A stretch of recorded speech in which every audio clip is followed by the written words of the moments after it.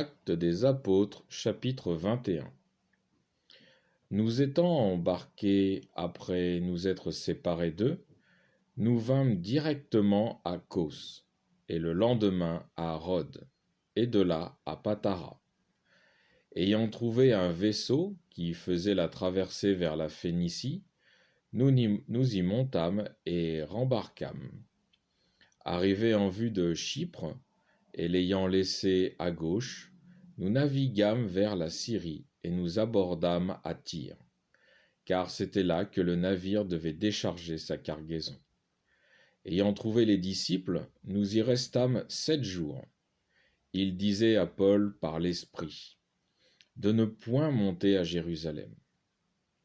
Mais quand vint pour nous le terme de ces jours, nous nous acheminâmes pour partir. Eux tous, avec femmes et enfants, nous accompagnant jusqu'en dehors de la ville. Nous nous mîmes à genoux sur le rivage pour prier, et après nous être dit adieu mutuellement, nous montâmes sur le bateau, et eux s'en retournèrent chez eux. Pour nous, achevant la navigation, de Tyr, nous arrivâmes à Ptolémée, et ayant salué les frères, nous restâmes un jour chez eux. Nous partîmes le lendemain, et nous vînmes à Césarée. Étant entrés dans la maison de Philippe l'évangéliste, qui était des Sept, nous restâmes chez lui. Il avait 4 filles vierges qui prophétisaient. Comme nous étions demeurés là plusieurs jours, il descendit de Judée un prophète nommé Agabus. Étant venu vers nous, il prit la ceinture de Paul, se lia les pieds et les mains et dit : Voici ce que dit l'Esprit Saint.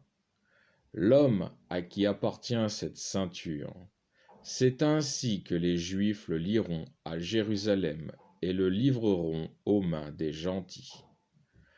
Quand nous eûmes entendu cela, nous et ceux de l'endroit, nous le prions de ne point monter à Jérusalem.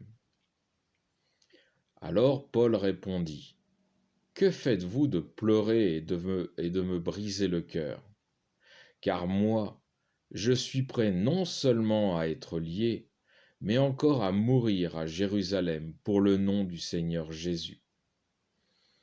Comme il ne se laissait pas persuader, inflexible, nous demeurâmes tranquilles, disant que la volonté du Seigneur se fasse. Après ces jours-là, ayant fait nos préparatifs, nous montâmes à Jérusalem.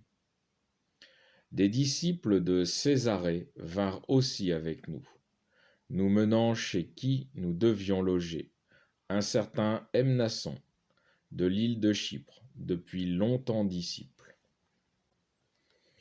Quand nous fûmes à Jérusalem, les frères nous reçurent avec plaisir. Le lendemain, Paul se rendit avec nous chez Jacques, et tous les anciens s'y réunirent. Après les avoir salués, il raconta en détail tout ce que Dieu avait fait parmi les gentils par son ministère. Ce qu'ayant entendu, ils glorifiaient Dieu. Et ils lui dirent : Tu vois, frère, combien il y a de myriades chez les Juifs de ceux qui ont cru, et tous sont zélateurs de la loi. Or, ils ont appris sur toi que tu enseignes à tous les Juifs dispersés parmi les gentils de déserter Moïse, leur disant de ne pas circoncire leurs enfants et de ne pas se conformer aux coutumes. Que faire donc ? En tout cas, ils apprendront ton arrivée. Fais donc ce que nous allons te dire. Nous avons ici 4 hommes qui ont fait un vœu. Prends-les avec toi, purifie-toi avec eux, et paye pour eux, afin qu'ils se rasent la tête.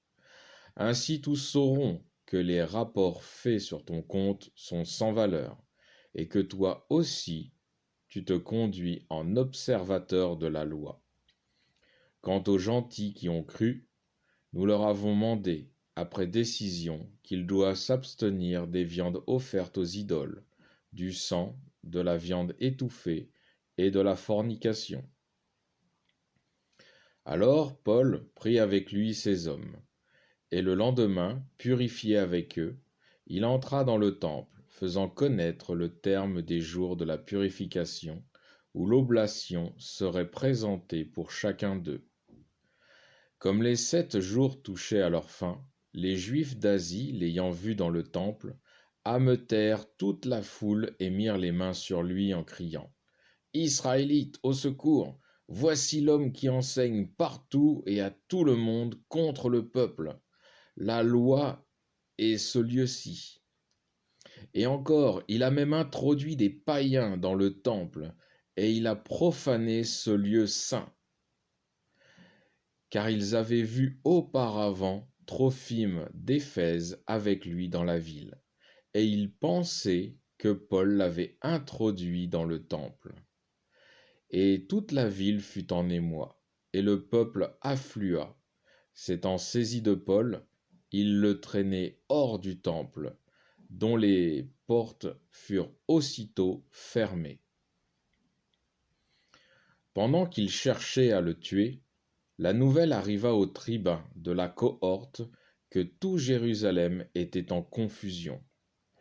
Il prit à l'instant des soldats et des centurions et accourut à eux. À la vue du tribun et des soldats, ils cessèrent de frapper Paul. Alors le tribun s'approchant se saisit de lui et ordonna de le lier de 2 chaînes. Puis il demanda qui il était et ce qu'il avait fait. Mais dans la foule, les uns criaient une chose, les autres une autre. Ne pouvant rien savoir de certain à cause du tumulte, il ordonna de l'emmener dans la forteresse.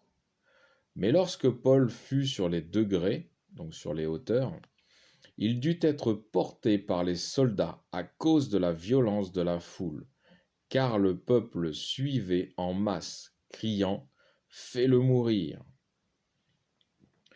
Comme il allait être introduit dans la forteresse, Paul dit au tribun: M'est-il permis de te dire quelque chose?